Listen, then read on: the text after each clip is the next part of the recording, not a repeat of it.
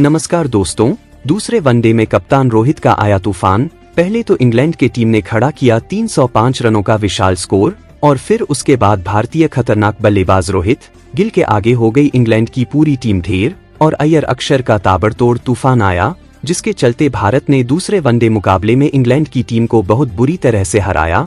तो क्या है दोस्तों दूसरे वनडे मुकाबले का पूरा हाइलाइट्स बताएंगे आपको हमारी इस वीडियो में। लेकिन उससे पहले दोस्तों, अगर आप भी रोहित शर्मा के विस्फोटक पारी से खुश हैं तो इस वीडियो को दिल से एक लाइक और चैनल को सब्सक्राइब करके इस यूट्यूब फैमिली से जुड़ जाइए। जैसा कि दोस्तों आप लोग जानते हैं कि आज भारत और इंग्लैंड के बीच वनडे सीरीज का दूसरा मुकाबला खेला गया, जहां पर इंग्लैंड ने टॉस जीतकर पहले बल्लेबाजी करने का फैसला किया, जिससे इंग्लैंड के ओपनर बल्लेबाज फिल साल्ट और बेन डकेट मैदान में आते हैं और मैदान में आते ही बेन डकेट खतरनाक बल्लेबाजी करना शुरू कर देते हैं, मानो कि वो स्टैंड में से ही सेट होकर आए हो, क्योंकि बेन डकेट मैदान में आते ही चौके छक्के लगाना शुरू कर देते हैं। तो दूसरी तरफ फिल साल्ट विकेट को बचाकर थोड़ा धीमा खेल रहे थे, लेकिन दोनों मिलकर अच्छी बल्लेबाजी कर रहे थे और बेन डकेट इतनी खतरनाक बल्लेबाजी कर रहे थे कि इन्होंने मात्र 36 गेंदों में ही अपना अर्धशतक पूरा कर लिया। लेकिन दूसरी तरफ फिल साल्ट अपनी रन गति को तेज करने के चक्कर में वरुण चक्रवर्ती का शिकार हो जाते हैं और कैच आउट होकर पवेलियन लौट जाते हैं। इस तरह इंग्लैंड की टीम को 81 रन पर पहला झटका लग जाता है और इस दौरान फिल साल्ट ने 29 गेंदों में 26 रन बनाए थे। अब बेन डकेट का साथ देने जो रूट मैदान में आते हैं और दोनों बल्लेबाजों के बीच 21 रनों की साझेदारी होती है कि तभी बेन डकेट भी 6 लगाने के चक्कर में रविंद्र जडेजा का शिकार हो जाते हैं और हार्दिक पांड्या के हाथों में कैच थमाकर पवेलियन लौट जाते हैं। इस प्रकार इंग्लैंड की टीम को 102 रनों पर दूसरा बड़ा झटका लग जाता है। फिर जो रूट का साथ देने मैदान में हैरी ब्रुक आते हैं और दोनों बल्लेबाजों ने मिलकर पारी को संभालते हुए इंग्लैंड की टीम को 150 रनों के पार पहुंचाया कि तभी रन गति को तेज करने के चक्कर में हैरी ब्रुक हर्षित राणा का शिकार हो जाते हैं और शुभमन गिल के हाथों में कैच थमाकर 31 रनों के निजी स्कोर पवेलियन लौट जाते हैं और इस तरह से इंग्लैंड की टीम को 168 रनों के स्कोर पर तीसरा बड़ा झटका लग जाता है। फिर मैदान में जो रूट का साथ देने कप्तान बटलर आते हैं और दोनों ने मिलकर 51 रनों पार्टनरशिप की और टीम के स्कोर को 200 रनों के पार पहुंचाए और उसी दौरान जो रूट भी अपने अर्धशतक को पूरा कर लेते हैं। और दूसरी तरफ जोस बटलर रन गति को तेज करने के चक्कर में हार्दिक पांड्या का शिकार हो जाते हैं और 35 रनों के निजी स्कोर पर शुभमन गिल के हाथों में कैच थमाकर पवेलियन लौट जाते हैं। इस तरह से इंग्लैंड की टीम को 219 रनों के स्कोर पर चौथा बड़ा झटका लग जाता है। फिर जो रूट का साथ देने लियाम लिंगविस्टन आते हैं और दोनों ने मिलकर 29 रनों की एक छोटी सी पार्टनरशिप की और रन गति को तेज करने के चक्कर में 69 रनों के निजी स्कोर पर रविंद्र जडेजा का शिकार हो जाते हैं और किंग कोहली के हाथों में कैच थमाकर पवेलियन लौट जाते हैं। इस तरह से इंग्लैंड की टीम को 248 रनों के स्कोर पर पांचवा बहुत बड़ा झटका लग जाता है। फिर लियाम लिंगविस्टन का साथ देने जेमी ओवर्टन मैदान में आते हैं और आते ही रन गति को तेज करने के चक्कर में 6 रनों के निजी स्कोर पर रविंद्र जडेजा का शिकार हो जाते हैं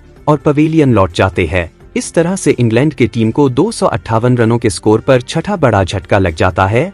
फिर लियाम लिंगविस्टन का साथ देने मैदान में गस एटकिंसन आते हैं और आते ही तेज गति से रन बनाने के चक्कर में 3 रनों के निजी स्कोर पर मोहम्मद शामी के ओवर में कैच आउट हो जाते हैं और पवेलियन लौट जाते हैं। इस तरह से इंग्लैंड के टीम को 272 रनों के स्कोर पर गस एटकिंसन के रूप में 7वां बड़ा झटका लग जाता है। फिर मैदान में लियाम लिंगविस्टन का साथ देने आदिल राशिद आते हैं और लियाम लिंगविस्टन के साथ मिलकर 26 रनों की पार्टनरशिप करते हैं कि तभी जल्दबाजी के चक्कर में आदिल राशिद रन आउट हो जाते हैं।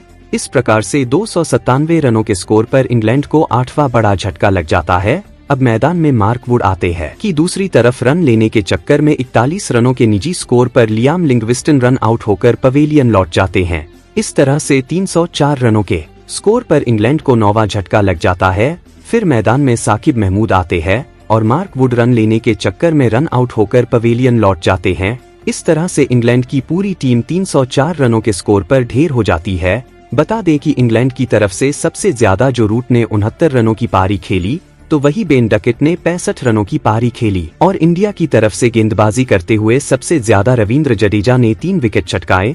अब 305 रनों का पीछा करने भारतीय टीम के ओपनर बल्लेबाज रोहित शर्मा और शुभमन गिल मैदान में आते हैं और मैदान में आते ही कप्तान रोहित शर्मा अपने पुराने फॉर्म में आ जाते हैं और हर गेंद को बाउंड्री लाइन के बाहर भेजने लगते हैं, जिससे इंग्लैंड के गेंदबाज पूरी तरह से हताश हो जाते हैं कि तभी दूसरी तरफ से शुभमन गिल भी चौका छक्का लगाना शुरू कर देते हैं जिससे इंग्लैंड की टीम हताश होने लगती है कि तभी कप्तान रोहित शर्मा अपने अर्धशतक को पूरा करते हैं, जिसे देखकर शुभमन गिल भी खतरनाक बल्लेबाजी करते हैं और वो भी कप्तान के साथ मिलकर अपने अर्धशतक को पूरा करते हैं। इस तरह से दोनों बल्लेबाजों ने मिलकर टीम के स्कोर को 100 रनों के पर पहुंचाया। फिर रन गति को और तेज करने के चक्कर में शुभमन गिल 60 रनों के निजी स्कोर पर बोल्ड हो जाते हैं और पवेलियन लौट जाते हैं। इस तरह से भारतीय टीम को 136 रनों के स्कोर पर पहला झटका लगता है। फिर रोहित शर्मा का साथ देने विराट कोहली मैदान में आते हैं और एक चौका लगाकर पीछे कैच आउट होकर पवेलियन लौट जाते हैं। इस तरह से भारतीय टीम को 150 रनों के स्कोर पर किंग कोहली के रूप में दूसरा बहुत बड़ा झटका लग जाता है। फिर कप्तान रोहित का साथ देने मैदान में श्रेयस अय्यर आते हैं और मैदान में आते ही तबकतोड़ पारी खेलना शुरू कर देते हैं। तो वही दूसरी तरफ रोहित शर्मा भी खतरनाक खेल रहे थे और दोनों ही बल्लेबाजों ने अच्छी बल्लेबाजी करते हुए भारतीय टीम के स्कोर को 200 रनों के पार पहुंचाया। उसी दौरान रोहित शर्मा ने अपने शतक को पूरा किया, जिसमें इन्होंने 12 चौके और 7 गगनचुंबी छक्के लगाए और दोनों बल्लेबाजों ने मिलकर 70 रनों की खतरनाक पार्टनरशिप की। लेकिन 6 लगाने के चक्कर में कप्तान रोहित 119 रनों के निजी स्कोर पर कैच आउट हो जाते हैं और पवेलियन लौट जाते हैं। इस तरह से 220 रनों के स्कोर पर भारतीय टीम को कप्तान के रूप में तीसरा बड़ा झटका लग जाता है। फिर श्रेयस अय्यर का साथ निभाने अक्षर पटेल मैदान में आते हैं और इन दोनों बल्लेबाजों के बीच 38 रनों की पार्टनरशिप होती है।